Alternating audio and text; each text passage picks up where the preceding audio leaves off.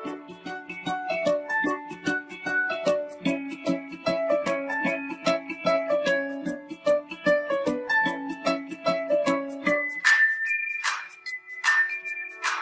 Students, I am Adil Razzaq और आज हम डिस्कस करने जा रहे हैं अपना MD-CAT फिजिक्स का नया article unit number 7 light. Dear student, ये एक इम्पोर्टेंट आर्टिकल है और इससे रेलेवेंट 2 MCQs जो हैं वो कम से कम जो हैं वो आपको आ सकते हैं। कंटेंट जो आज हम पढ़ेंगे वो आपके सामने है। आज हम डिस्कस करने जा रहे हैं constructive and destructive interference, Young double slit experiment, bright and dark fringes, diffraction of light and diffraction grating. ये हमारा आज का आर्टिकल है। आपने लेक्चर को बहुत तवज्जो के साथ सुनना है, एंड तक सुनिएगा। इसके अंदर फार्मूला हैं और उन फार्मूलास की मदद से आपने MCQs को सॉल्व करना है, ठीक है। तो सबसे पहले हम बहुत ही बेसिक बात से स्टार्ट करते हैं। सबसे पहला जो हम क्वेश्चन डिस्कस करेंगे वो है जी नेचर ऑफ लाइट, कि लाइट क्या है। तो लाइट के हवाले से डिफरेंट जो हैं वो थ्योरीज हैं। लाइट को वेव कहा गया, लाइट को पार्टिकल कहा गया, लाइट को डुअल जो है वो कहा गया कि ये लाइट जो है वो प्रोपेगेट करती है in the form of wave, जबकि इंडायरेक्ट करती है in the form of particle.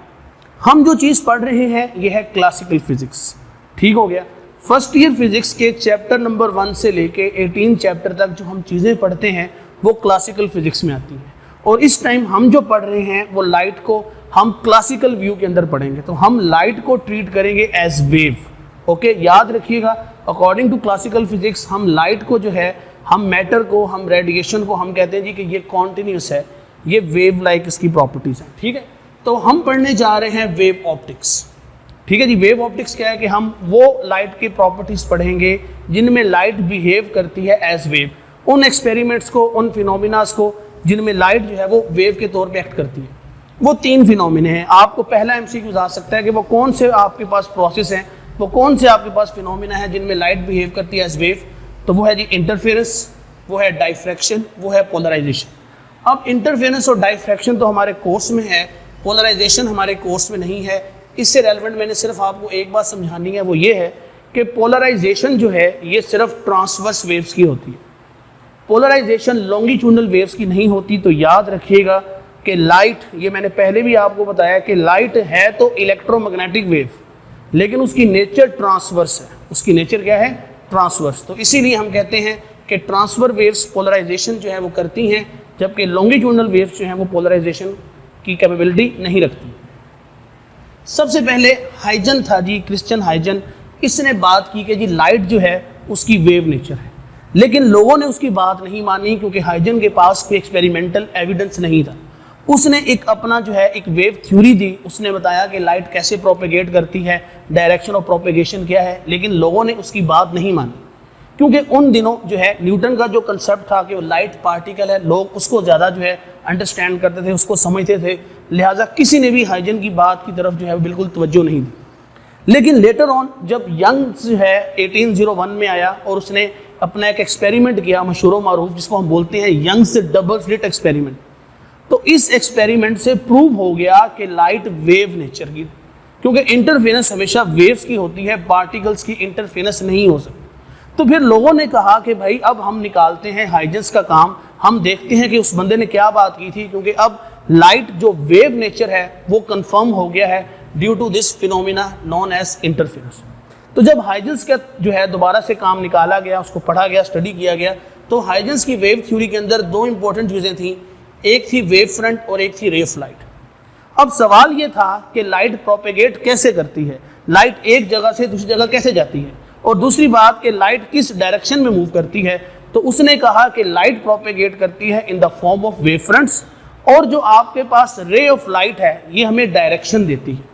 तो उसने कहा कि आपके पास अगर एक सोर्स ऑफ लाइट है तो उससे रोशनी जो है, उससे जो लाइट जो है वो फॉरवर्ड डायरेक्शन में क्या है वो प्रोपेगेट करेगी, और किस सूरत में करेगी, उसने कहा वेव फ्रंट्स। अब सवाल ये है कि वेव फ्रंट्स होते क्या हैं। तो सिंपल जो डेफिनेशन है ये आपको MCQ में भी आ सकती है कि such a surface on which all the points have same phase of vibration. तो एक ऐसा ही आपके पास सरफेस, एक ऐसा आपके पास पाथ, एक ऐसा लोकस, वर्ड लोकस भी आता है इसके लिए, ठीक है, कि जिसके ऊपर तमाम पॉइंट्स का सेम फेज ऑफ वाइब्रेशन हो, हम उसको बोलते हैं वेव फ्रंट। और अगर हम मैथमेटिक्स की बात करें तो सर्कल एक ऐसी आपके पास ज्योमेट्री है कि जिसमें हर पॉइंट का सेंटर से क्या होता है, डिस्टेंस सेम होता है, सेम फेज ऑफ वाइब्रेशन। तो इसीलिए उसने कहा कि जो आपके पास लाइट है वो वेव फ्रंट्स की सूरत में क्या करती है, वो फॉरवर्ड डायरेक्शन में प्रोपेगेट करती है। अब टाइप्स ऑफ वेव फ्रंट की बात करें तो देखेंगे spherical wave fronts and plane wave fronts. अगर स्फेरिकल वेव फ्रंट की बात करूं तो आपकी बुक में बड़े वाज़ेह अल्फाज में लिखा हुआ है कि अगर आपके पास एक पॉइंट सोर्स होगा तो आपके पास कौन से वेव फ्रंट्स होंगे। हमने कहा जी हमारे पास स्फेरिकल वेव फ्रंट, बिलफर्जी आपके पास एक कैंडल लाइट का जो है फ्लेम है, इस तरह जी आपके पास सूरज है, सूरज भी क्या है, एक पॉइंट सोर्स है, तो उससे भी निकलने वाले वेव फ्रंट्स क्या हैं, वो स्फेरिकल वेव फ्रंट्स हैं। उसके बाद अगर हम बात करें प्लेन वेव फ्रंट्स की, तो प्लेन वेव फ्रंट्स क्या होते हैं जी, लेज़र उसका सोर्स है प्लेन वेव फ्रंट का। हम ये भी कहते हैं कि जब आपके पास spherical wave fronts larger radii पे चले जाएं, जब उनकी जो है रेडियस उनका बहुत ज़्यादा हो जाए तो वो स्फेरिकल से प्लेन में कन्वर्ट हो जाते हैं।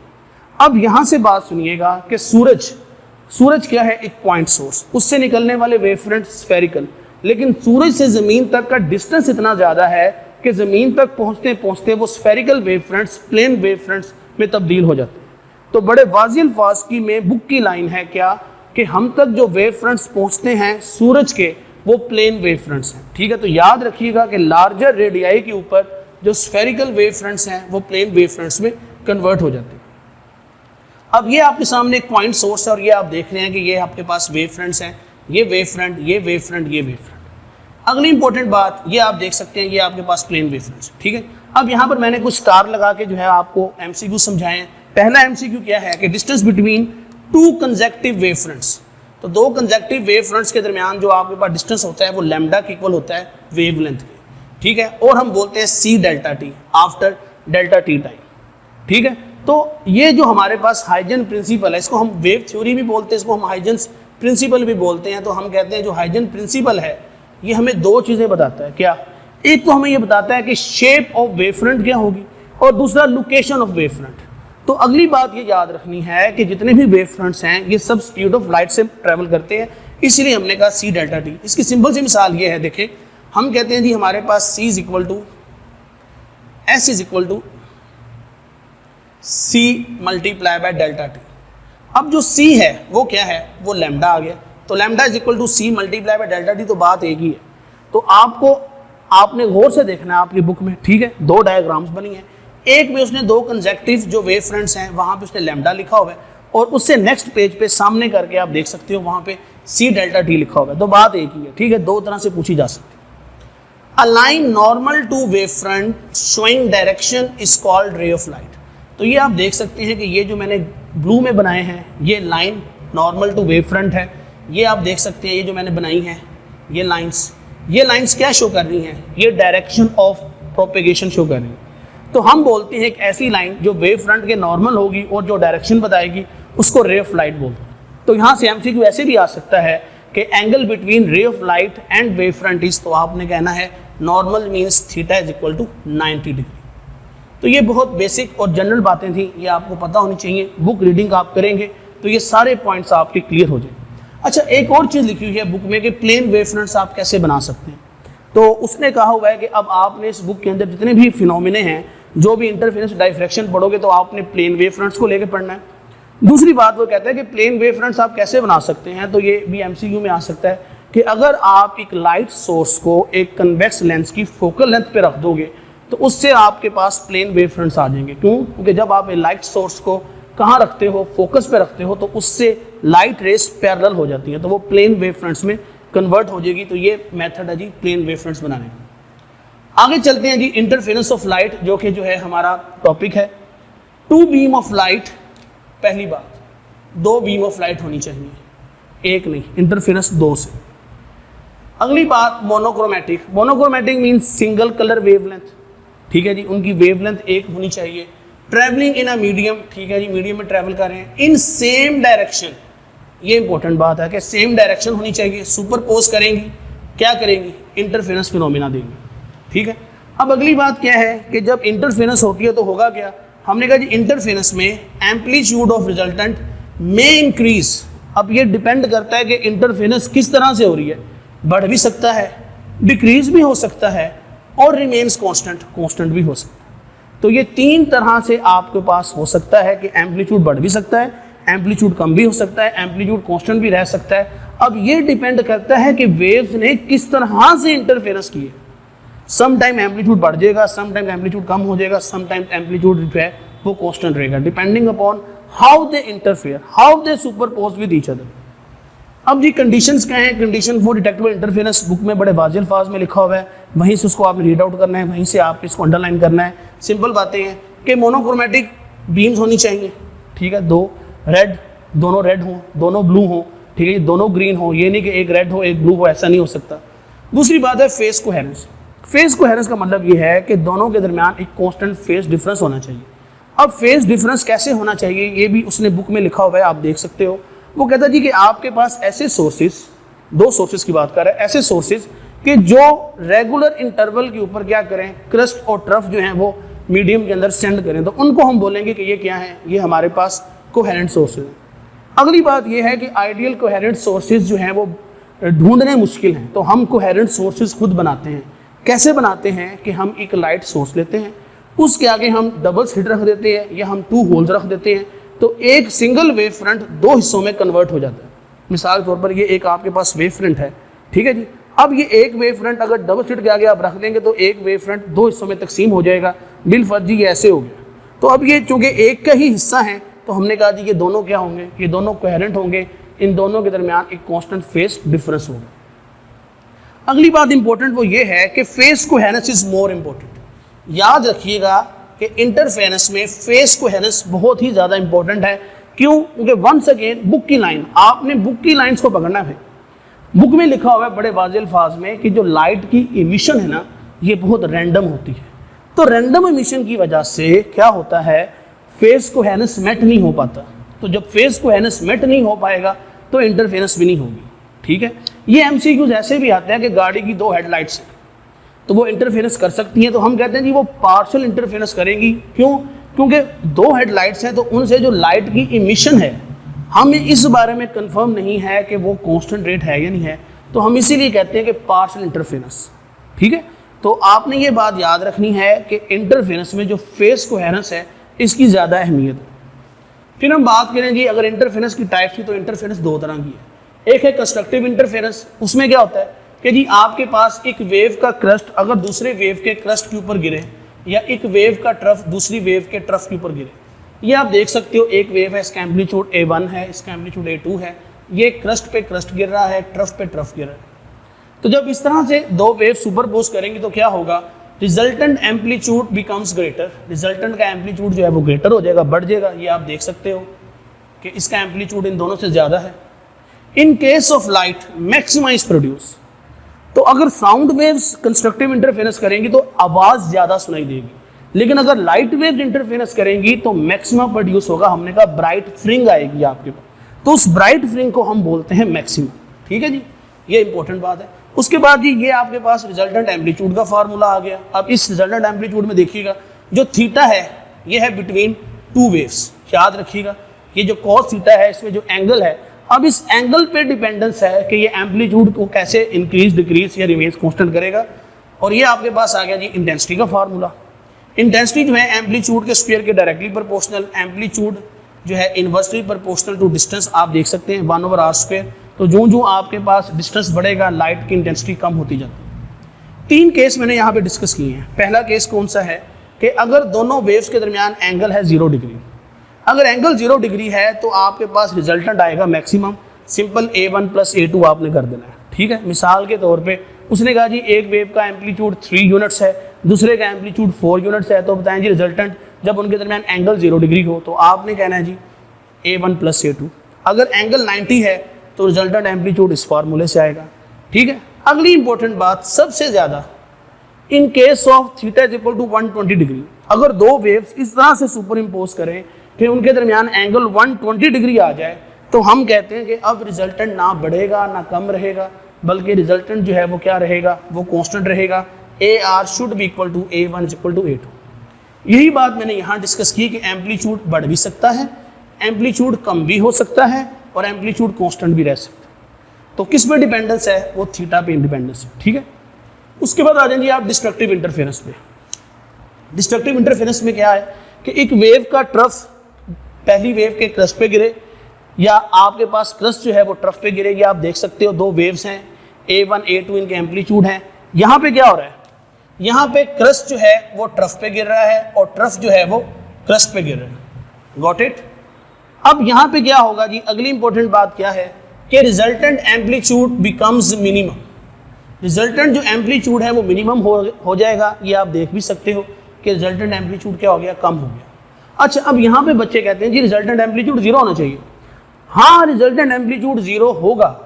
कब होगा, जब A1 इक्वल टू A2। मिसाल के तौर पे अगर A1 3 यूनिट्स है और A2 भी जो है वो 3 यूनिट्स है, तो अब आपके पास जो एम्पलीट्यूड होगा वो 0 हो जाएगा। ठीक है, लेकिन बिलफर्ज अगर एक का एम्पलीट्यूड 5 है और एक का एम्पलीट्यूड 3 है, तो अब एम्पलीट्यूड मिनिमम होगा, कितना होगा, अब हम सब्ट्रैक्ट करेंगे। हमने कहा 5 - 3 तो इज इक्वल टू 2। ठीक है।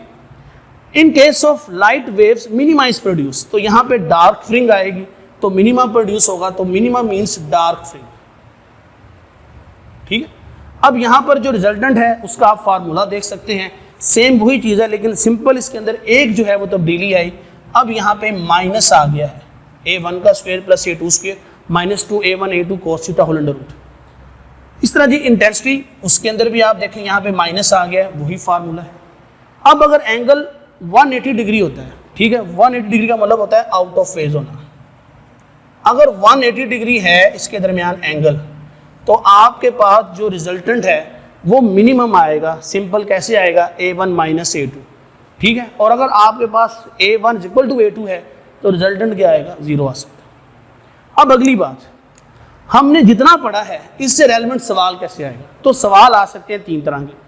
पहला सवाल आपको जनाब वो क्या कहेगा, वो आपको एम्पलीट्यूड देगा 2 बीम ऑफ लाइट का, वो कहेगा जी मैक्सिमम से मिनिमम का आप रेशियो निकाल लें एम्पलीट्यूड, तो आपने A1 plus A2 divided by A1 minus A2 कर देना। तो ये आपके पास एक तरह का सवाल। दूसरी तरह का सवाल वो आपको इंटेंसिटी देगा, वो कहेगा जी आप इंटेंसिटी निकाल लें मैक्सिमम से मिनिमम रेशियो, तो वो फार्मूला आपके सामने लिखा हुआ है √I1 plus √I2 whole square divided by √I1 minus √I2 whole square. तीसरी तरह का सवाल, ये सवाल थोड़ा ट्रिकी है। इसमें होगा क्या कि दिया जाएगा एम्पलीट्यूड और पूछी जाएगी इंटेंसिटी, तो I मैक्सिमम से I मिनिमम कैसे निकलेगा, A1 प्लस A2 का square divided bye A1 minus A2 का स्क्वायर। तो ये थी हमारे पास क्या है, ये हमारे पास फार्मूला डोमेन है, आप इसको देख सकते हो। ठीक है, अभी हमने जो डिस्कस किया है वो क्या है, मैं दोबारा से बड़ा आपको एक क्विक रिव्यू दे दूं। हमने डिस्कस किया लाइट की नेचर को, हमने डिस्कस किया कि हम वेव ऑप्टिक्स पढ़ने जा रहे हैं, वो फिनोमिना जिनमें लाइट बिहेव करती है वेव। हमने फिर डिस्कस किया हाइजेंस की वेव थ्योरी को, हमने डिस्कस किया उसके प्रिंसिपल को कि हाइजन क्या कहता है। अच्छा, हाइजन के प्रिंसिपल में एक बात जो है वो अगर रह गई है वो बता दूं कि हाइजन ये कहता है कि आपके पास जो एक वेव फ्रंट के ऊपर जो पॉइंट्स होते हैं वो एज अ सोर्स एक्ट करते हैं सेकेंडरी वेव फ्रंट्स के लिए। ठीक है, तो ये बात बुक की लाइन है, इसको भी आप देख सकते हो। फिर वो कहता है जी अगर आप उन तमाम पॉइंट्स को एक सरफेस कंस्ट्रक्ट करके मिला दोगे, वो सरफेस क्या है कि आपने एक टेंजेंट ड्रा करना है, तो टेंजेंट ड्रा करोगे तो आपको एक नया वेव फ्रंट मिल जाएगा। ठीक है, सिंपल बुक की लाइन से आप इसको देख सकते हो। वेव फ्रंट की टाइप्स की बात की, उसके MCQ डिस्कस किए, रे ऑफ लाइट और वेव फ्रंट को हमने देखा, उनकी डेफिनेशंस को हमने पढ़ा। हमने देखा कि रे ऑफ लाइट और उसके दरमियान वेव फ्रंट के दरमियान एंगल जो है वो होता है 90 डिग्री। फिर हमने इंटरफेरेंस ऑफ लाइट को डिस्कस किया, कंस्ट्रक्टिव डिस्ट्रक्टिव को डिस्कस किया, उनके फार्मूलाज को डिस्कस किया। ठीक है, तो इस तरह से हमारा जो लेक्चर का पार्ट 1 है वो यहाँ पे एंड होता है। इसके बाद में आपको जो है डिस्कस करूँगा आपके साथ Young's double slit experiment, bright and dark fringe, diffraction of light and diffraction grating. तो यहाँ तक हम अभी इस अपने पार्ट 1 को जो है वो एंड करते हैं। नेक्स्ट जो है वो हम अभी आपके साथ डिस्कस करेंगे। अभी हमने जो है वो अपने लेक्चर का पहला पार्ट डिस्कस किया था, जिसके अंदर मैंने आपके साथ कंस्ट्रक्टिव डिस्ट्रक्टिव इंटरफेरेंस, ठीक है जी, उसके साथ जो है हमने लाइट की नेचर और सारा कुछ डिस्कस किया था। अब हम बढ़ते हैं अपने लेक्चर के दूसरे हिस्से की जानिब, जिसके अंदर हम डिस्कस करेंगे Young's double slit experiment. Dear student, ये वो आर्टिकल है कि जहाँ से एक MCQ आपको लाजमी है, लिहाजा आपने मेरी बातें बहुत तवज्जो और गौर से सुननी है। ठीक है, यहाँ पे क्वेश्चन की डोमेन बहुत ज़्यादा है, यहाँ से क्वेश्चन आपको न्यूमेरिकल बेस्ड भी आ सकता है, एनालिसिस बेस्ड भी आ सकता है, क्रैमिंग बेस्ड भी आ सकता है। सवाल आना ज़रूर है, ये मैं आपको अभी बता रहा हूँ, लिहाजा आपने बहुत तवज्जो और गौर से मेरी बातें सुननी है। सबसे पहले हम बात करेंगे थ्योरेटिकल पॉइंट ऑफ व्यू से। तो देखें जी, सबसे पहले थॉमस यंग 1801 में एक एक्सपेरिमेंट करता है डबल स्लिट के साथ। ठीक है, इसलिए हम इसको बोलते हैं Young's double slit experiment. Proved wave nature of light experimentally, उसने वेव नेचर ऑफ लाइट को एक्सपेरिमेंटली प्रूव कर दिया। अब यहाँ पे क्वेश्चन आ सकता है आपको कि बिलफर्ज अगर लाइट वेव की तरह बिहेव ना करे, लाइट बिहेव करे पार्टिकल की तरह, तो आपके पास स्क्रीन के ऊपर पैटर्न किस तरह से आएगा? तो अगर लाइट बिहेव करेगी पार्टिकल की तरह तो आपको सिर्फ 2 स्पॉट्स के ऊपर ब्राइटनेस मिलेगी, ठीक है, बाकी सारा जो है वो शेडो होगा। लेकिन जब हमने इंटरफेरेंस पैटर्न को स्क्रीन के ऊपर ऑब्जर्व किया तो हमें ये ब्राइट और डार्क फ्रिंग नजर आई। जहाँ पे ब्राइट फ्रिंग है वहाँ पे मैंने मैक्सिमा बोल दिया, ये मैक्सिमा, जहाँ पे डार्क है ये है जी मिनिमा, ठीक है। तो जब ये पैटर्न मिला, दे वर एक्सपेक्टिंग कि यार ये पैटर्न मिलेगा, ये ब्राइट और 2 ब्राइट स्पॉट मिलेंगे, लेकिन जैसे ही उन्होंने स्क्रीन के ऊपर पैटर्न ऑब्जर्व किया तो हमें जो है वो अल्टरनेटिव डार्क एंड ब्राइट फ्रिंग्स मिले। तो अल्टरनेटिव डार्क एंड ब्राइट फ्रिंग जैसे ही मिले तो हमने कहा कि ये इंटरफेरेंस हुई है, और ये इंटरफेरेंस सिर्फ तभी मुमकिन है जब हम लाइट को एज वेव कंसिडर करेंगे। तो ये चीज़ आपको आ सकती है कि अगर लाइट वेव नहीं है, लाइट पार्टिकल है, तो फिर पैटर्न क्या होगा, ठीक है। तो आपने इस कंसेप्ट को अंडरस्टैंड करना है। ये चीज़ कहाँ बताई गई है आप जरा देखिएगा, ये चीज़ आपको सेकंड ईयर फिजिक्स में बताई गई है, ठीक है जी। तो आप वहाँ से भी उसको देख सकते हो एक दफ़ा से। अब अगली बात क्या है जी कि ये जो एक्सपेरिमेंट है, चूँकि इसमें इंटरफेरेंस हो रही है तो मेन कंसेप्ट इंटरफेरेंस ही है। इंटरफेरेंस जब होगी तो इंटरफेरेंस 2 तरह से होगी, कंस्ट्रक्टिव भी होगी, डिस्ट्रक्टिव भी होगी। जब कंस्ट्रक्टिव इंटरफेरेंस होगी तो मैक्सिमा प्रोड्यूस होगा, मैक्सिमा मीन्स ब्राइट फ्रिंग, और जब डिस्ट्रक्टिव इंटरफेरेंस होगी तो मिनिमम प्रोड्यूस होगा, मिनिमम मीन्स डार्क फ्रिंग। अब ये जी हमारे पास जियोमेट्रिकल अरेंजमेंट है, ये आपने अपनी बुक से देखना है इसको, ठीक है, डायग्राम। ये जी जियोमेट्रिकल अरेंजमेंट है। इस जियोमेट्रिकल अरेंजमेंट में क्या क्या चीज़ें हैं? 2 स्लिट हैं जी, ए और बी, जिनके दरमियान डिस्टेंस डी है। ये जी हमारे पास स्क्रीन है, स्लिट और स्क्रीन का डिस्टेंस एल है। ये जी पॉइंट ओ है, पॉइंट ओ पे याद रखिएगा, पॉइंट ओ पे होगा जी सेंट्रल मैक्सिमा। ओ पॉइंट पे हमेशा ब्राइट फ्रिंग बनेगी और इसको हम बोलते हैं सेंट्रल मैक्सिमा। अब ये जी हमारे पास 2 रे ऑफ लाइट हैं, ये रे ऑफ लाइट 1 और ये रे ऑफ लाइट 2। हमने यहाँ पर एक परपेंडिकुलर ड्रा किया तो हमें ये डी जो है एक पॉइंट मिल गया। अब हमें नजर आ रहा है कि जो बी और डी है ये है जी पाथ डिफरेंस बिटवीन 2 रेस या 2 बीम्स। अब आप देख सकते हो कि जो आपके पास रे 2 है उसने ये डिस्टेंस एक्स्ट्रा ट्रेवल किया। अब ये जो एक्स्ट्रा डिस्टेंस है यही वजह बनती है कि यहाँ पे ब्राइट और डार्क फ्रिंग्स आती है, ठीक है जी, ऊपर भी और नीचे भी है। तो सवाल ये था कि ये अल्टरनेटिव डार्क और ब्राइट फ्रिंग्स कैसे आती हैं, क्यों आ रही हैं?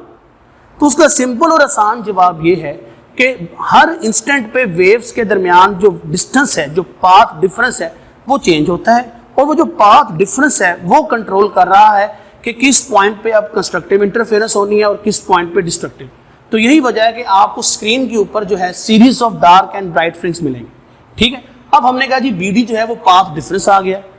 अब ये आ गई थी आपकी क्वेश्चन डोमेन। अब जितना भी हम डिस्कस करने जा रहे हैं ये क्वेश्चन डोमेन है, इन फार्मूलों को आपने याद रखना।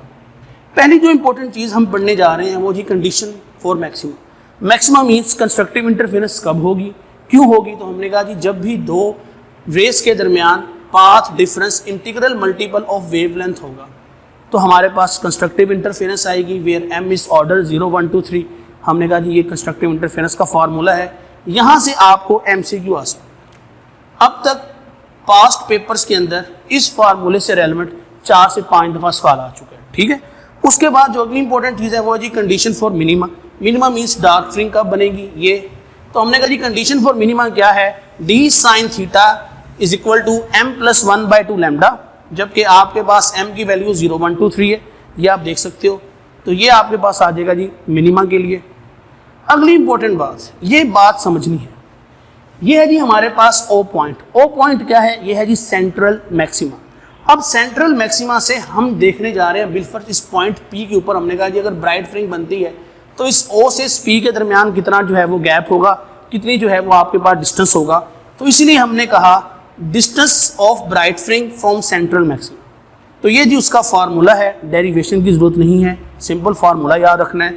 Where m is order, lambda wavelength, L क्या है, ये आपके पास डिस्टेंस बिटवीन जो है स्लिट एंड स्क्रीन, जबकि D क्या है, distance between the slits. Okay, इस तरह की डिस्टेंस ऑफ डार्क फ्रिंग, मिसाल के तौर पे मैं कहता हूँ जी इस पी के ऊपर डार्क फ्रिंग बनी है, तो अब ओ से इस डार्क फ्रिंग का डिस्टेंस क्या होगा, distance of dark फ्रिंग from central maxima. तो ये आपके सामने फार्मूला आ गया। आपने करना क्या है, आपने जी एग्जाम्पल जो है 9.1 उसको देखना है, एग्जाम्पल 9.2 इसको देखना है, ये आपको ये फार्मूले वहाँ पे लगते नजर आएंगे। इसके अलावा आपने अपने पहले 3 न्यूमेरिकल्स, ये अपना होमवर्क सुन लो, पहले 2 एग्जाम्पल्स और पहले 3 न्यूमेरिकल्स ये आपने लाजमी करने हैं, ठीक है। क्योंकि जब तक आप फार्मूले की प्रैक्टिस नहीं करोगे, जब तक आप सवाल पढ़ोगे नहीं, जब तक आपको डाटा हैंडलिंग नहीं आएगी, तो आपको पता नहीं चलेगा कि ये फार्मूला कहाँ लगेगा, कैसे लगेगा और सवाल कैसे हल होना है, ठीक है। उसके बाद अगली इंपॉर्टेंट बात है कि distance between adjacent bright and dark fringes. पहली इंपॉर्टेंट बात यह है कि आपने ये याद रखना है कि इंटरफेरेंस में जो आपके पास ब्राइट फ्रिंग्स और डार्क फ्रिंग्स का एडजेसेंट का डिस्टेंस है वो सेम रहता है, वो है लैम्डा एल ओवर डी। तो आप एमसीक्यू भी आ सकते हैं जी कि आप रेशियो बताएं एडजेसेंट डार्क और एडजेसेंट ब्राइट फ्रिंग के डिस्टेंस की, तो याद रखिएगा आंसर आएगा 1:1, ठीक है। अब देखें जी जनरल फार्मूला आपके पास जो है वो ये है जी आपके पास असल फार्मूला, और इस फार्मूले से आपको सवाल आ सकता है। इसमें क्या है, अब देखें जी यहाँ पे 3 चीज़ें। पहली चीज़ कि जो आपके पास फ्रिंग स्पेसिंग है वो वेवलेंथ पे डिपेंड करती है। अब वो आपको सवाल देगा जी किस रंग के लिए फ्रिंग स्पेसिंग मैक्सिमम होगी। हमने कहा जी जिसकी वेवलेंथ ज़्यादा होगी, तो वेवलेंथ किस रंग की ज़्यादा है, रेड की ज़्यादा है, तो रेड के लिए फ्रिंग स्पेसिंग मैक्सिमम। किस रंग के लिए फ्रिंग स्पेसिंग मिनिमम होगी, तो देखें जी आप स्पेक्ट्रम पे आ जाएं आप, ठीक है। तो वायलेट वो आपके पास रंग है जिसके लिए फ्रिंग स्पेसिंग मिनिमम होगी। Del Y is directly proportional to length. अब ये लेंथ क्या है, ये वाली, बढ़ा दोगे फ्रिंग स्पेसिंग बढ़ जाएगी, कम कर दोगे फ्रिंग स्पेसिंग कम हो जाएगी। Del Y is inversely proportional to distance between slits. Distance double कर दोगे आप तो फ्रिंग स्पेसिंग हाफ हो जाएगी, डिस्टेंस हाफ कर दोगे फ्रिंग स्पेसिंग डबल हो जाएगी। इन तीनों के मिला के भी एमसीक्यू आ सकता है। अगली इंपॉर्टेंट बात कि जी अगर आप यंग्स डबल स्लिट वाला एक्सपेरिमेंट एयर से वाटर में शिफ्ट कर दो, तो अब आपके पास फ्रिंग स्पेसिंग क्या बनेगी। तो ये मैंने आपको पढ़ाया था वेव्स वाले आर्टिकल में। मैंने क्या बताया था कि इन केस ऑफ लाइट रेस हम जो वाटर है उसको डेंसर लेते हैं और जो एयर है उसको रेयर लेते हैं। तो जब आप एयर से डेंसर में जाओगे, वाटर में जाओगे, तो क्या होगा, स्पीड कम होगी और वेवलेंथ कम होगी। तो अगर आपके पास वेवलेंथ कम हो रही है तो फ्रिंग स्पेसिंग कम हो जाएगी। तो हमने कहा कि अगर आप एयर से वाटर में एपरेटर शिफ्ट कर दोगे तो आप फ्रिंग स्पेसिंग कम हो जाएगी, ठीक है। उसके बाद जनाब थिंग्स टू रिमेंबर, ये चीज़ें जो हैं आपको थ्योरेटिकल क्वेश्चंस के अंदर आ सकती हैं, जिसको हम बोलते हैं analysis based question. Interference can not be produce by single slit, याद रखनी है, ये डबल स्लिट होती है हमेशा। Width of slit can not affect interference pattern but it effects the intensity. ये आपके पास विड्थ ऑफ स्लिट है, ये आप देखो, ये मैंने विड्थ बढ़ा दी। तो वो कहता है कि width of slit can not affect interference pattern, इससे इंटरफेरेंस पैटर्न पे फर्क नहीं पड़ता, लेकिन इससे इंटेंसिटी पे फर्क पड़ता है, ठीक है। अगली इंपॉर्टेंट बात, ये जो चीज़ है ये सबसे बड़ी मिसकंसेप्शन है बच्चों के लिए। ये जरा इसको देखिए, अगर आपको बिल फर्जी सवाल के अंदर वो कहता है थर्ड ऑर्डर, तो थर्ड ऑर्डर का मतलब ये है कि आपने m की वैल्यू 3 पुट कर दी। लेकिन अगर वो कह दे थर्ड ब्राइट फ्रिंग, क्या कह दे, थर्ड ब्राइट फ्रिंग, तो थर्ड ब्राइट फ्रिंग का मतलब है कि आपने अब m is equal to 2 put करना है। क्यों, क्योंकि एक ब्राइट फ्रिंग तो सेंट्रल वाली है ही है, तो थर्ड ब्राइट फ्रिंग का मतलब होगा कि अब सेकंड ऑर्डर, ठीक है। तो ये वो चीज़ है जो बच्चे जो हैं कंफ्यूज होते हैं, तो इसमें बेटा आपने गलती नहीं करनी, ठीक हो गया। उसके बाद fringe width is independent of amplitude and density of light. देख ले जी, फ्रिंग विड्थ के अंदर ना तो एम्पलीट्यूड आ रहा है ना इंटेंसिटी आ रही है। Fringe width and intensity remains constant, ये अगली इंपॉर्टेंट बात है, ठीक है। इफ अ ट्रांसपेरेंट मीडियम और सेलोफेन मेम्ब्रेन, ये जो है काफ़ी बुक्स के अंदर ये सवाल है कि अगर हम एक सेलोफेन मेम्ब्रेन बोलते हैं जी, सिंपल ट्रांसपेरेंट टाइप होती है, ठीक है। अगर हम उसको जो है इस स्लिट के दरमियान रख देंगे, बिलफर्ज यहाँ पे रख देते हैं, तो अब वो कहता है जी कि आप बताएंगे कि क्या होगा। तो हमने कहा जी अगर हम सेलोफेन मेम्ब्रेन रख देंगे तो इससे इंटेंसिटी क्या होगी, कम हो जाएगी। मतलब जो ब्राइट फ्रिंग है वो लेस ब्राइट हो जाएंगी, जो डार्क फ्रिंग्स हैं वो लेस डार्क हो जाएंगी, ठीक हो गया। तो ये मैंने यहाँ पे बता दिया, is placed on a slit the intensity of fringe decrease. White light, यहाँ पे लाइट आना था, white light can produce interference pattern. अब white light interference pattern produce कर सकती है, लेकिन इसको हम बोलते हैं डिफ्यूज्ड इंटरफेरेंस पैटर्न। वजह यह है कि लाइट वेव्स के अंदर आपको पता है जी 7 रंग हैं और सातों रंग एक दूसरे के साथ जो है वो बड़े क्लोजली पैक्ड है।